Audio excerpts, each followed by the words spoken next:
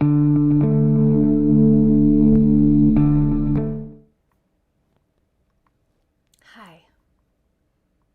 So I have another story to tell about this process that I've been going through. So this is a cold walk in the park.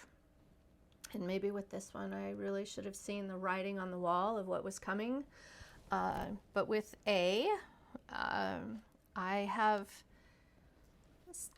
kind of let things evolve in this natural progression of growth. But with that said, now I kind of wish I would have paid attention a little bit differently and maybe seen that writing on the wall. But those are all the coulda, shoulda, wouldas, and I understand those as well. Not proactive for right now. But we connected and went for a walk in the park, which we always do, and always had done, which we always had done.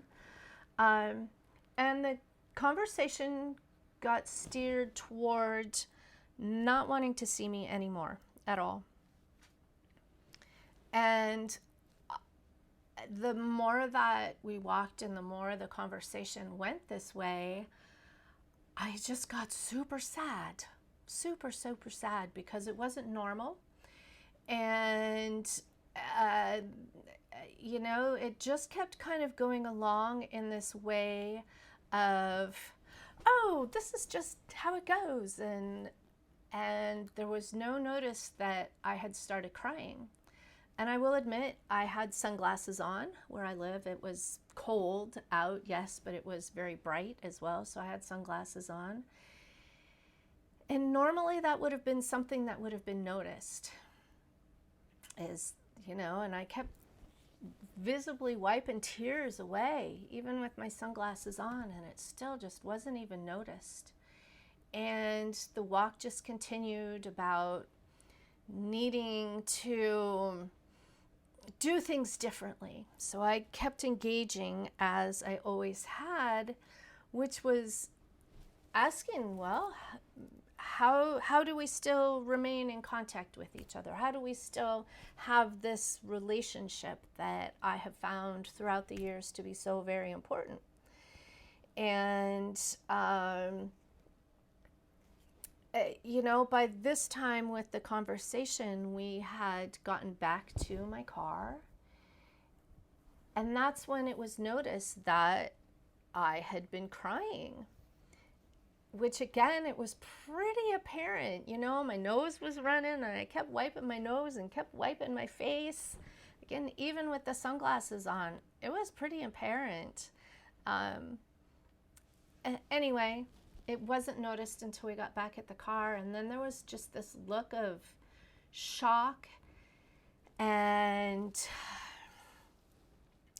almost like, what the hell is your problem? And it was just left at that.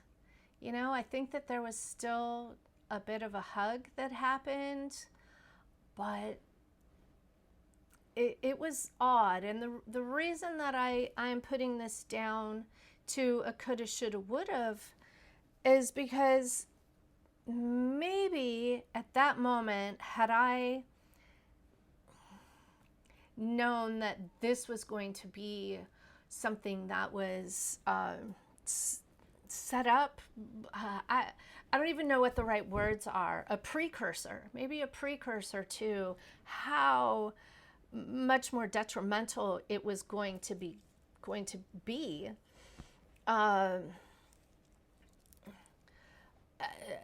And I understand that relationships have a tendency to change, and I guess I can say that would be why I didn't do more about this one, because relationships do change, and they need to move forward with this natural progression of conversation, and conversation being that two-way street of speaking and of listening.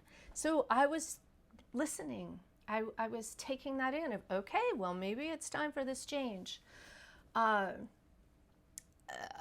So I did that again, but looking back, the coulda, shoulda, wouldas. Oh, maybe the what ifs. Maybe what if I had done something different then that could have changed this?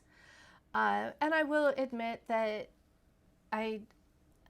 those thoughts come up, but I know for a fact it's not proactive for me to live in that space. I do know that. And I want to help encourage everyone, if you're in a position like this, please, please don't live in that space. Because that gives, in my case, it gives B more power. And I really choose to live my own authentic life, and seeing the best for A. You know, one of the other aspects here that I kind of want to bring up is, and I don't even know if it's totally related. Of course it's related. I get that, yes. But one of the things when this whole episode really, really went what we'll just call south for us is, and that was at the end of April, the beginning of May of 2024. And one of the very first thoughts I had with it was, oh, I have no idea, and I still really don't have any idea if A is safe, if A is happy, or even if A is alive. And that's harsh. That's really harsh, and I guess that's why it comes back to these coulda, shoulda, wouldas, because, you know, as harsh as this is, to have the thought process too, is if A were dead, then there would be finality to that. It would be a horrific closure, but there would be closure. And right now, all we are left with is that gut-wrenching, painful emptiness. You know, not that I'm wishing at all for such a painful closure, but I don't know, and that's hard. And that's not communication either. Or again, it circles back to it's ghosting, and it's a fuck you form of communication.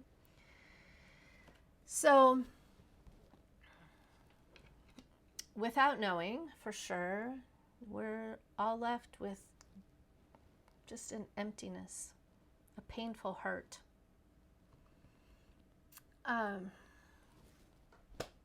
So moving forward to help you as well. You know, if you're at this same stage that I am with this, maybe look back and think, okay, or if these things continue to come back for you, then don't dwell on them. Easier said than done, I get.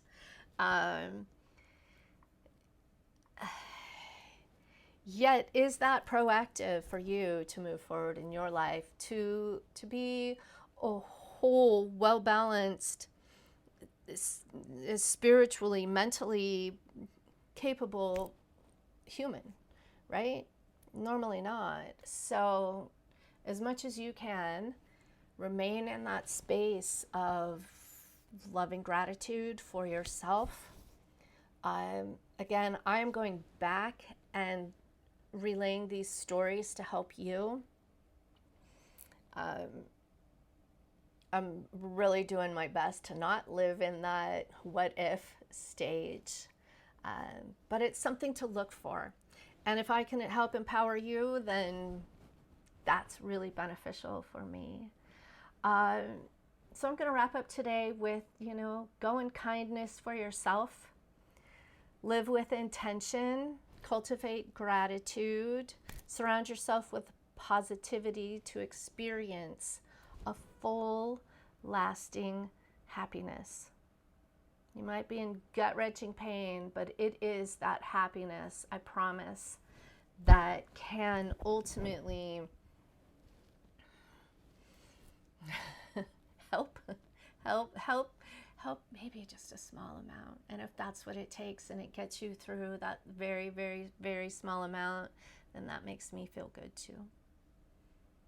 Okay. Thank you so much for being here with me. And I do have some more stories to share. Maybe piecing them together will help. Okay. Thank you. Bye.